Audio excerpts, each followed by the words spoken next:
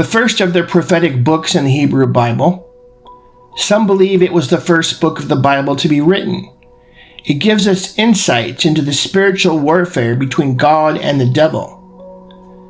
The ultimate purpose of the book of Job is to demonstrate the sovereignty of God and what it means to have true faith. No one knows exactly when the book was written or who wrote it, but it records events that happened during the patriarchal age of about 2000 BC.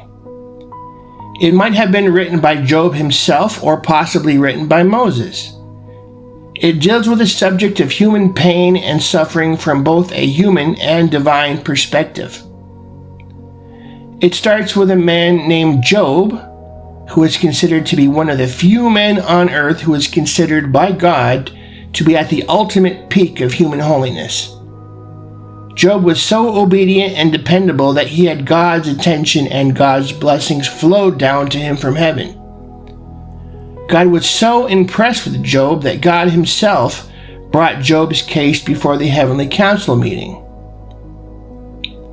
Job also had gotten the attention of Satan, the great adversary of God and humanity, who said that the only reason Job was doing so well spiritually was that because God was protecting Job and blessing him with abundance.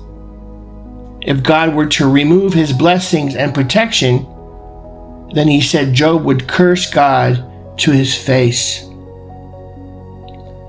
Then God replied to Satan and said that he would remove his protection from Job's property, but not from Job himself.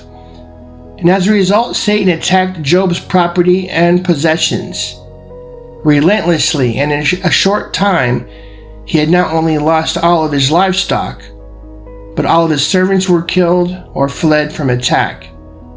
Wave after wave of misfortune hit, and finally, the news that his children were all killed. And so from this, we can learn that Satan cannot harm us or even attack us without God's permission.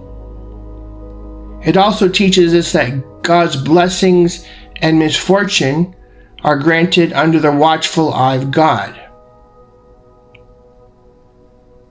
So there's a peace and a comfort knowing that God is watching us and that Satan cannot do anything to us without God's permission. But it also makes us aware of the fact that God's blessings can come from one hand and he can take them back with the other. And that we should not rely on our earthly comforts and our earthly pleasures, but we need to put our mind and our heart in the heavens and on the things that are eternal and cannot be taken away. And so Job suffered horribly from these ordeals and obviously had questions about why God was allowing all this pain and misfortune. But his response, "Naked I came from my mother's womb, and naked I will depart. The Lord gave, and the Lord has taken away. May the name of the Lord be praised."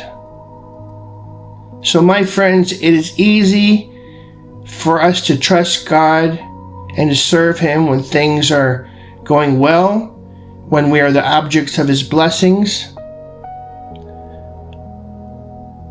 But we are also marked by evil, and will often be made to endure pain and suffering and hardship. Jesus said, "In this world you will have trouble." But we can take comfort in the fact that he has overcome the world. Ultimately, Jesus is in charge, and that he watches over us, and he's promised not to give us more than we can bear, but he's also given us the knowledge to know that he will not give us more than he can bear. And so God may allow us to suffer for a season, but he always has his reason for allowing it. How strong is your faith? Are you only believing in God and trusting God and serving God when things are well? Or are you preparing for a time when all that may be taken away and that we have nothing to look forward to other than more suffering, more pain, more persecution? Christianity is not a feel-good religion. It is not about obtaining physical wealth or physical blessing. It is about the fruits of the Spirit of love and joy and peace. And yes, it is possible to have peace in the midst of conflict. Pain is just weakness leaving the body.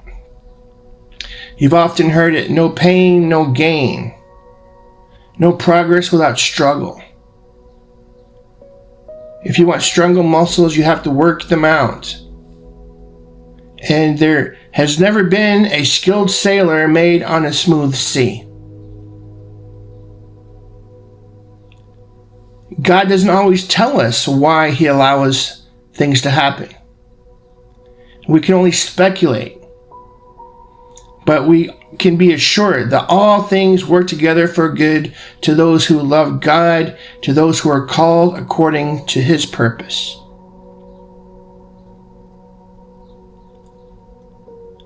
So my friends, if you have not read the book of Job, I strongly encourage you to go and give it a quick overview and to read it, because it tells us how to view pain and suffering from both the human perspective and from a divine perspective.